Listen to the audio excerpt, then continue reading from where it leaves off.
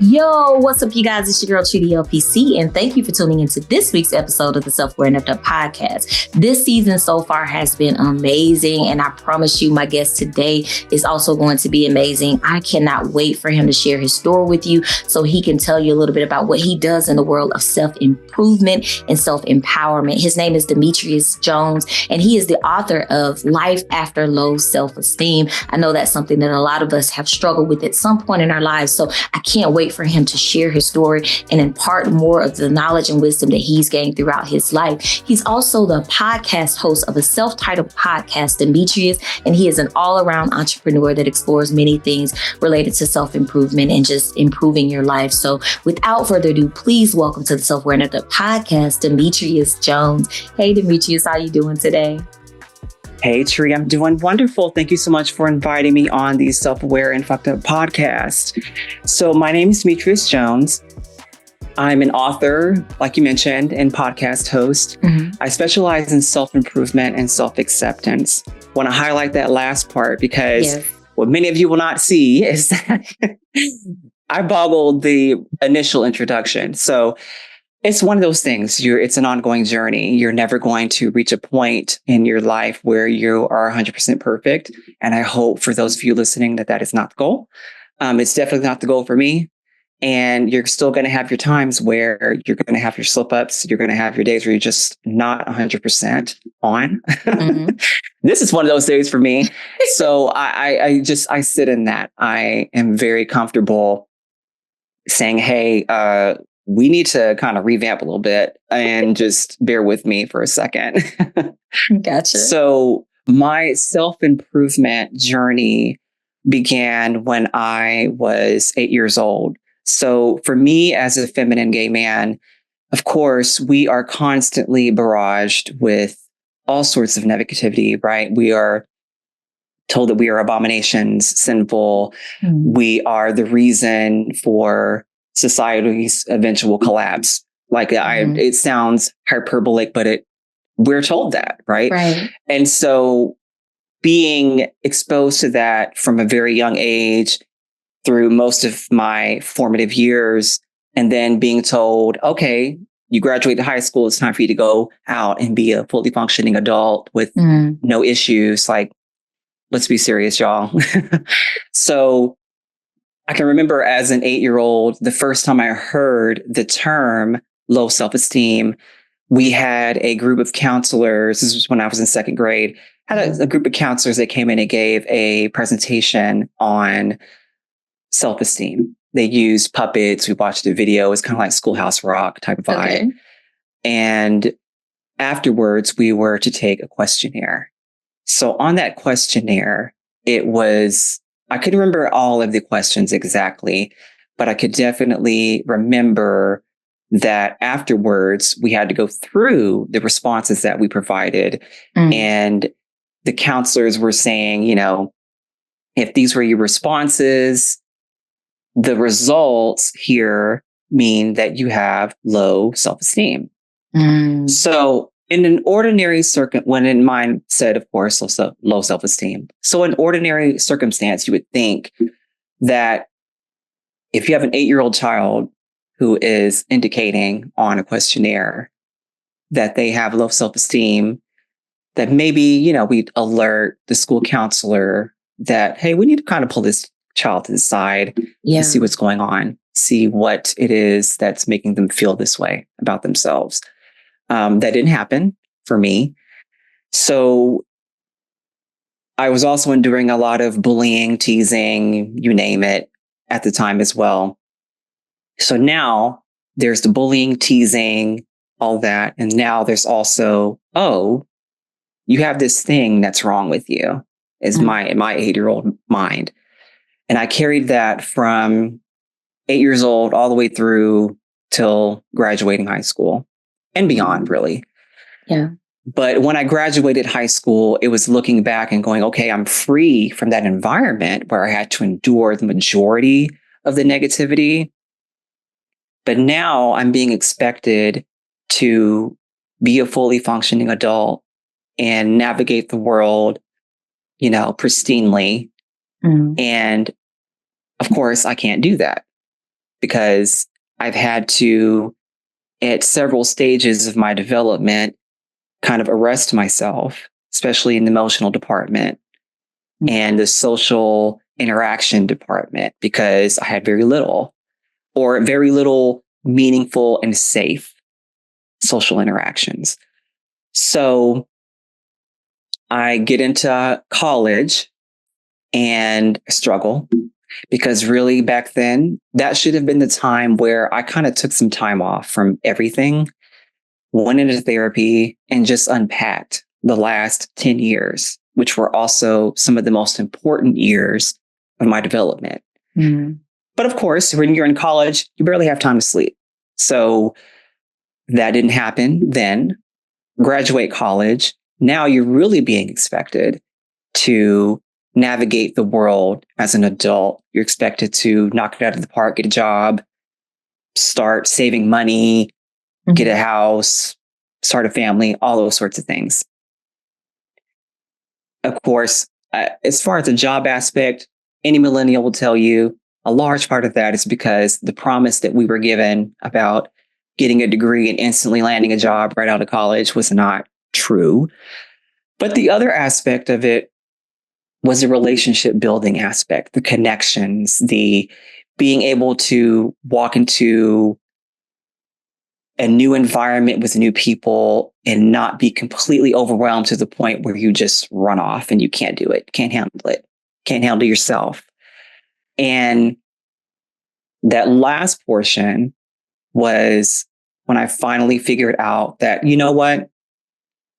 I'm at a point now where I do need some help. I need to figure out what's going on with me. I need to figure out what it is that I need to unpack. What am I still holding on to?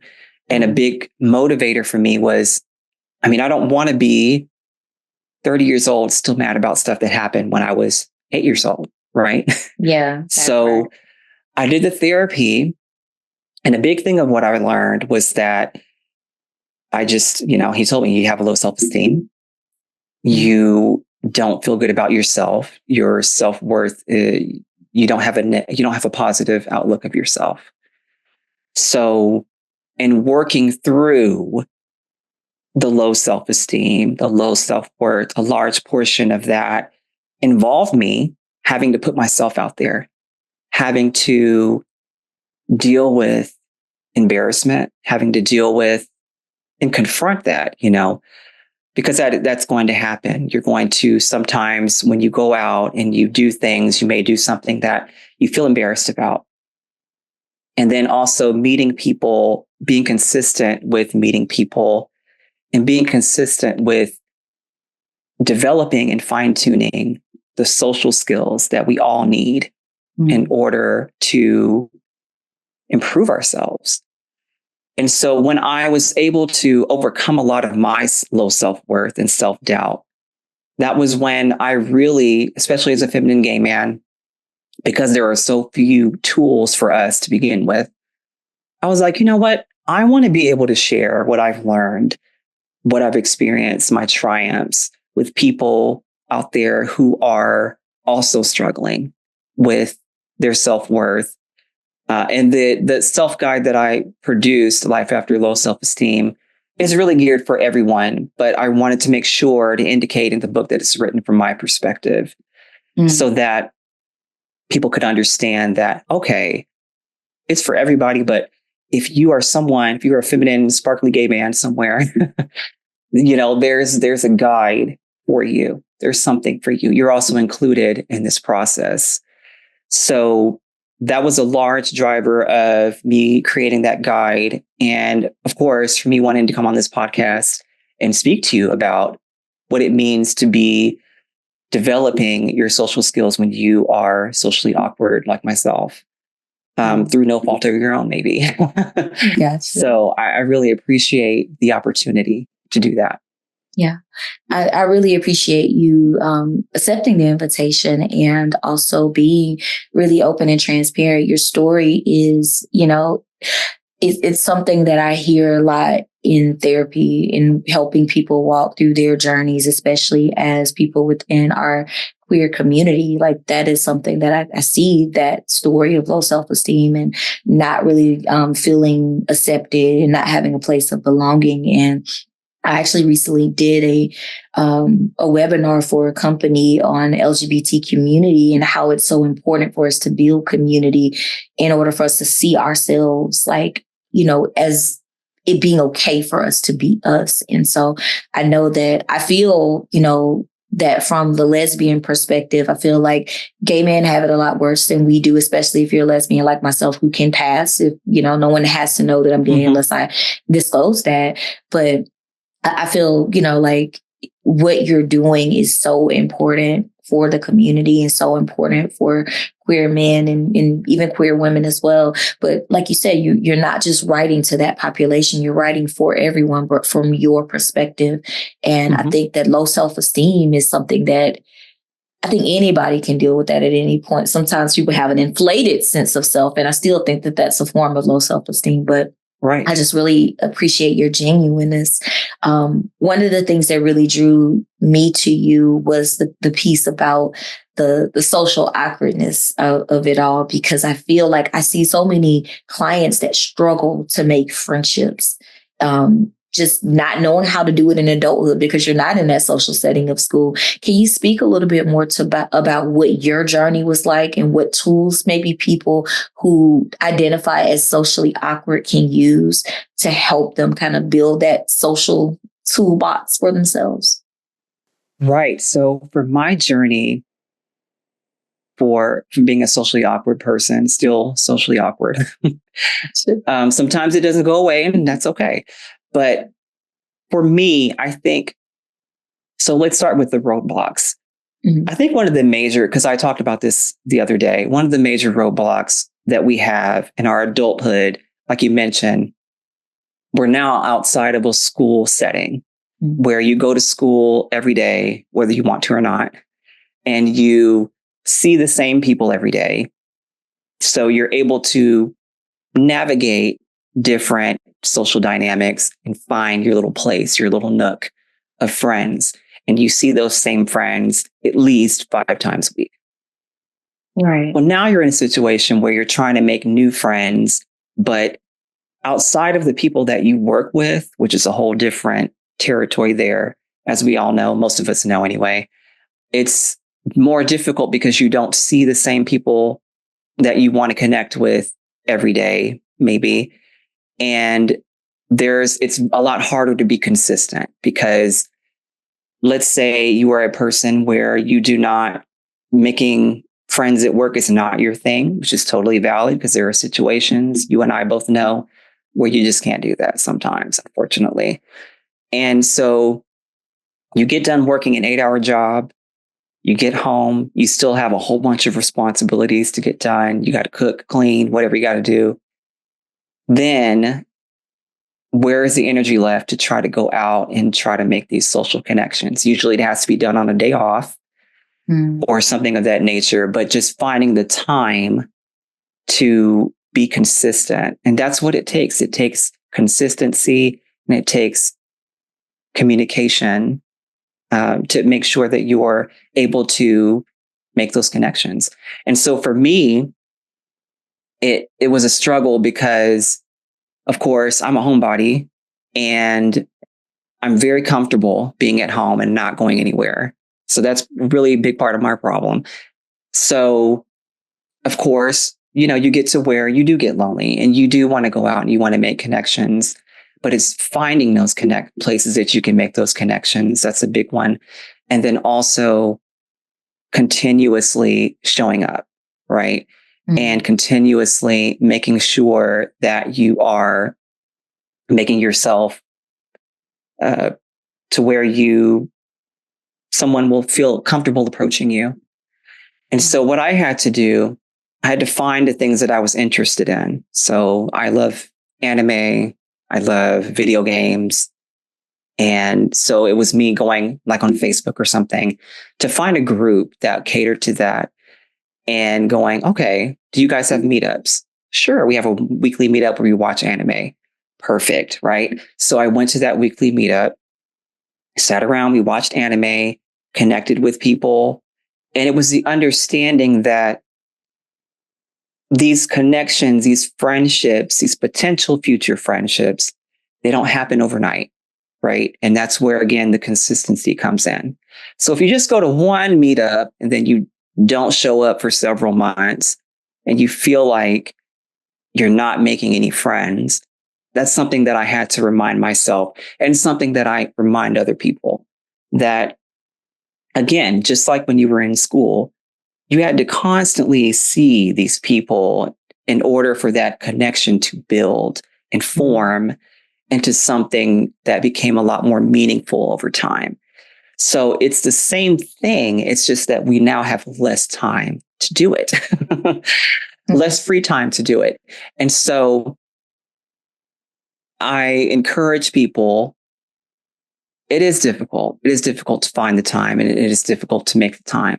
But it's also very possible to find your nook in your adulthood and also form those meaningful connections. And I just encourage you, just, go out there, find people, but also make sure that you're being consistent and showing up and putting yourself out there. And yes, it's uncomfortable. It was very uncomfortable when I started doing it, walking into a crowded room full of people and just not knowing what to expect. That's terrifying. It's terrifying when you have to really, especially if you don't know anybody. And the majority of it was me not knowing these people because they weren't a part of my past or current circles of friends. And the past and current circle of friends didn't have those same interests that I was going out and putting my feelers out for. But I will say a major, we always talk about tips and tricks and how to make it easier. I'll say the number one thing that worked for me, and the number one thing I feel that we need to do more of anyway as a society, was just find one thing about someone that you can compliment them on.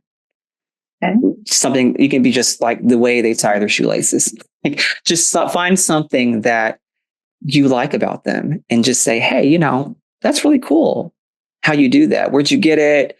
How'd you learn how to do that? 9 times out of 10, that's worked for me. Where the person their face just lights up because you're taking an interest in something about them and giving them the opportunity to kind of market themselves a little bit. Yeah. So it works in that sense because, gosh, I mean, and it's a whole another topic where we could talk about where people just don't get that opportunity anyway to really talk about and express themselves in a situation where they're not just having to be the person listening all the time.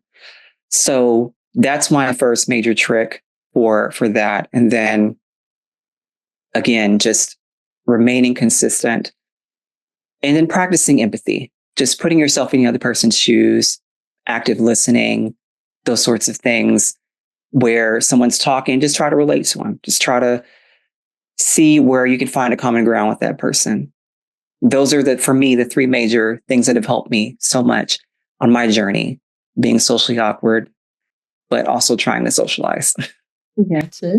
Yeah. And I know I definitely appreciate you sharing that. I think those are really helpful ways of kind of being able to connect with people. I see it so much when it comes to working with clients and even with some of my friends that want to build stronger friendships with other people. It's that they lack that consistency piece. They go to one meetup group and then if they don't meet anybody, they don't go anywhere for like 6 months or, and I try to encourage like the consistency piece, but a lot of people get fatigued because they feel like they're putting out a lot into trying to maintain friendships. They're the ones always reaching out, always texting, trying to connect with people, and they're not getting that in return. Was that ever a part of your journey? I'm so glad you said that because yes, definitely. A part of my journey, I think that's really what initiated me trying to reach out. One of the things that initiated me wanting to reach out and find other people, and not just so that I could just discard the people that I was constantly pouring into, but getting nothing back from, right? It was more so that, there are other people in the world who may be willing to put forth a more balanced effort in the friendship. And that doesn't mean that I have to necessarily just not associate with those who we all have our paradigms and things going on in our lives, but maybe just seeking out those people who have the capacity.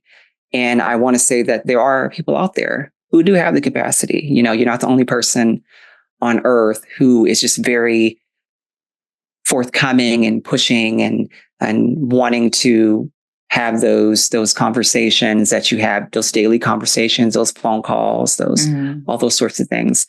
Those people are out there. It's just a matter of finding them.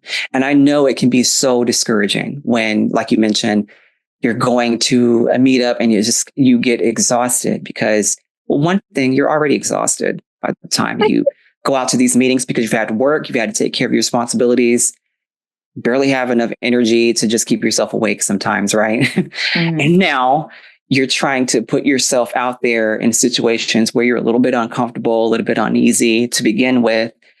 And you feel like you're just nothing's happening yet. But something will happen. It just takes time. And it's not an immediate process. And I know we live in a society and a culture where we want things to be immediate and where things are immediate, right? You can pull up your phone, press one button, boom, food's delivered at your door. We love that. With friendships, with human connections, it's a little different. Things are more nuanced and require more delicacy and care and time and patience. And so I say that for people out there who are like me, who were going to these weekly meetups and you just felt like you just were not connecting with people in the beginning stages. You really just have to keep being consistent and keep being persistent in what you are trying to accomplish. Because I want to say it was maybe around the fourth or fifth time that I finally started to feel like a part of that group that I was going to meet up with constantly, where I was now getting invited to various, sub chats and what are things of that nature, and finally able to reach a point where I was like, oh, okay, cool. Now I have a consistent little group that I can hang out with whenever. And so I encourage people, just keep at it. Keep trying to find your tribe, because your tribe is out there. Yeah. The place in that sense of belonging and all that good stuff. As long as you have that within yourself, pretty much you're going to be able to find that wherever you plant your feet, that place that you call home. And so, yeah, like I said, just keep going out there, keep putting yourself out there. It's okay if you feel uncomfortable. That's normal. It's okay if you completely butcher, if you're just completely new to going out and developing these social skills. It is okay if you just kind of scramble it up a few times, the first 12 times, right? You're learning, give yourself that grace to make mistakes and to learn from them, especially if you were an adult trying to do this, because you deserve the grace. You didn't get that opportunity in your formative years, more than likely, based on various reasons. And you don't need to feel like you deserve to just be a hermit and where you can't go out and interact with people. You don't deserve that. So I encourage you guys to just go out and just make mistakes. learn from those mistakes, continue to put yourself out there. Even if you feel like you don't belong, you belong. You absolutely belong. Yeah. Yeah, absolutely. I love what you said about tribe. That's my language. I love the idea of building a tribe of people that love you and support you unconditionally. There's, so many of us that kind of struggle with that. I actually struggle with that, even though my wife and I, we talk all the time because I'm at a place in my life where I have a very solid friend group, and she didn't know me in the years where I didn't have that, and I was longing for that. And it was just a really big gap in my life. I have a friend who has been a best friend for, at this point, 30 plus years. However, I was lacking friends like within my community where I live now. And so it took a while. And I actually ended up meeting a lot of those people through work, believe it or not. And I think it's just because we were all therapists, social workers, and we just all bonded over that and our trauma of working for the federal government. But that's a different thing. But I was able to build a lot of connections that kind of grew my tribe. But one thing I have struggled with is finding a community within the LGBT community. I find that in Atlanta, there is just this disconnect of like, it's very cliquish. And so like, I go out with my wife and like one of her friends, but as a LGBTQ plus affirming person, I've not been able to build those connections. And I think, it's just, it's interesting. I'm not sure what the community is like where you are, or if this is different or whatever, but did you find it easy to kind of build within our community? So I will say I'm in Dallas, and I can relate to what you're saying, because there's a lot of our community that I feel like we're still experiencing some growing pains. I'll just start with that. We're still experiencing some growing pains because we are a relatively, how to phrase it, young community in terms of surviving the AIDS epidemic and having so very few elders, right, to guide us as a community, as community members, and not having, like I mentioned earlier, the tools and the guides necessary to navigate life like our heterosexual counterparts who have limitless tools and guides for themselves.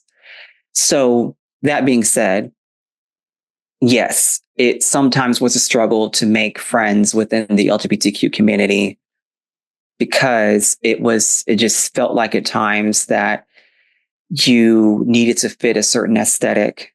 You needed to dress a certain way, and it kind of reminded me of high school. Right. But I just wanted to open with that initial point, because to just provide the understanding that a lot of us, and I say this with delicacy and care, still have a lot of healing that we need to do. And that largely drives the way that so many of us act. And it was me going through my own journey and going, oh, well, you know what? Because you had some stuff you had to work on too. So, and not everyone has completed their journey or started their journey the same way that I have. So when you go out and you interact with people and you meet those people that are kind of like divas and just don't want to be bothered, and like you mentioned, cliquish, like, nah, you can't sit with us, type of thing. It was discouraging, of course, but adding that layer of understanding helped me in terms of not taking that so personally, but also it encouraged me to just, I'm still going to put myself out there, because there are people out there who still need to continue or begin healing. There are people out there who have completed their healing process and they understand. And it was, again, reminding myself that you're not the only person on earth who has gone through what you've gone through. So there are ways to still make connections within the LGBTQ community. But like we've mentioned, the hardest part is finding those people. Right. Because they may be just like me. They don't like to leave the house. They like to play video games all weekend.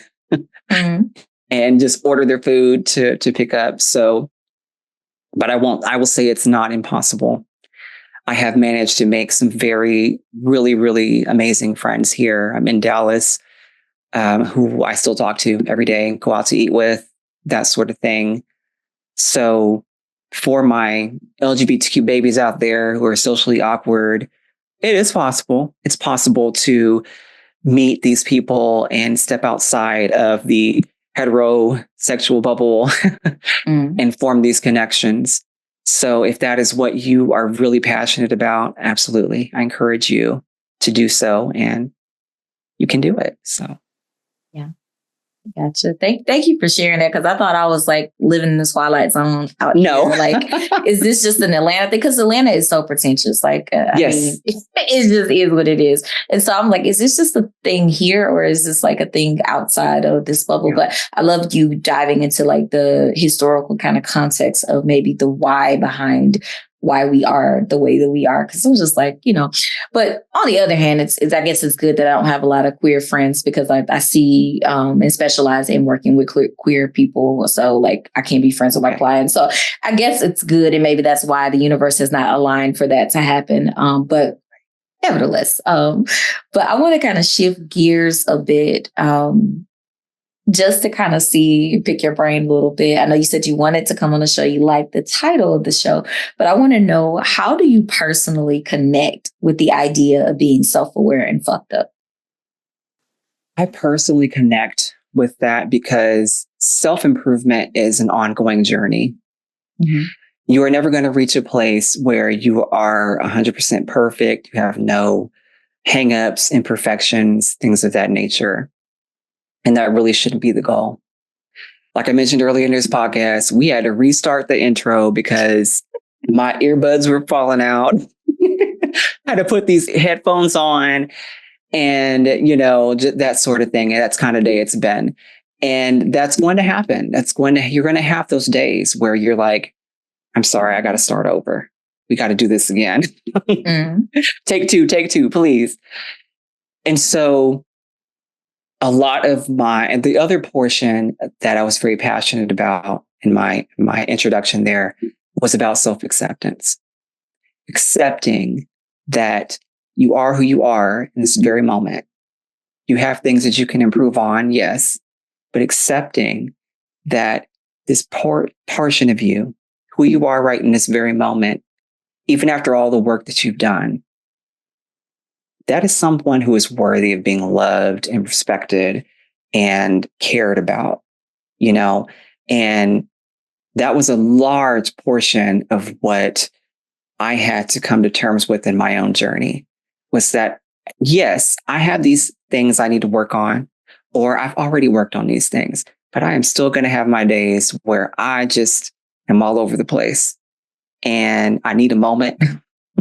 Mm-hmm. And I need someone to just listen to me ramble and cry or whatever the case may be.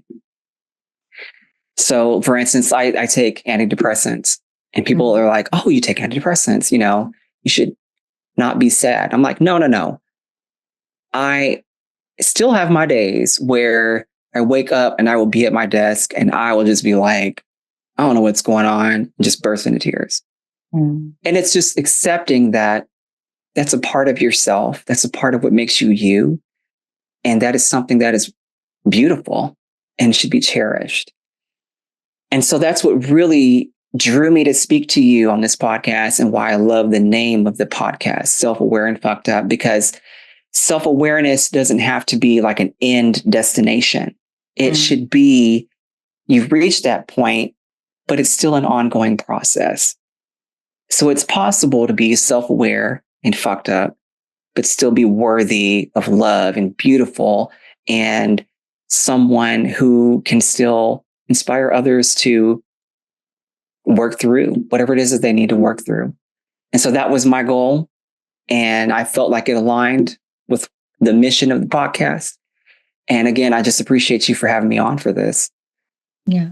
I really appreciate your openness to this, and just the vulnerability of kind of sharing yourself, because you have a very beautiful and unique journey. And I think it is very similar to some other people's in the community, but we can always find those points of ourselves that we see in others. You remind me of a client that I had once. I know you're not that client, but you remind me of a client that I had once or whatever. Like, I don't know, but I really do appreciate that openness that you brought and the vulnerability, because it takes a lot to kind of share and open up. And the namesake of the podcast is me. I am self-aware and fucked up.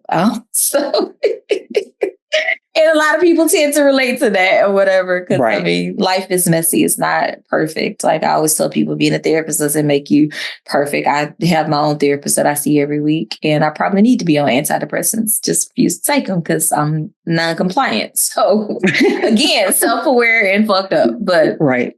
definitely appreciate that. But Dimitrius, I want to know, how can people connect with you? How can they order your book? How can they listen to your podcast?